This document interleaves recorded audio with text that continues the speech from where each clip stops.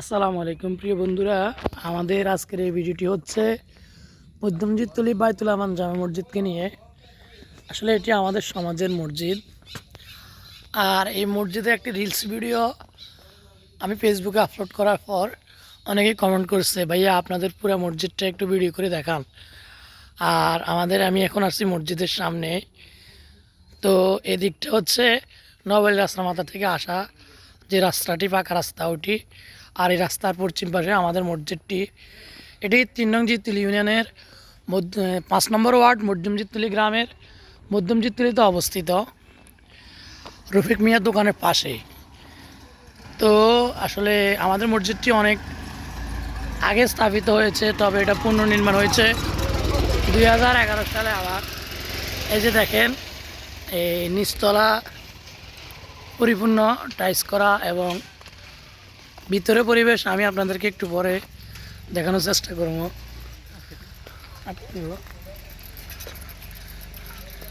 হ্যাঁ, এই যে দোতলায় কাজ করা হয়েছে। আর এটি হচ্ছে আমাদের অজুখানা। অজুখানাটা আপনাদেরকে দেখাইতেছি। এটি হচ্ছে অজুখানা। আর এটি হচ্ছে মসজিদের দক্ষিণ পাশ দিয়ে একটা রাস্তা বয়ে গেছে।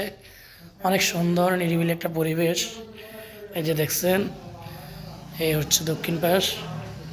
আর এই যে এটা হচ্ছে মসজিদের পশ্চিম পাশ।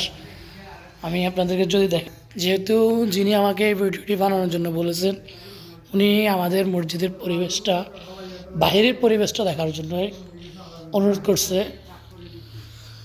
হ্যাঁ, এটি হচ্ছে আমাদের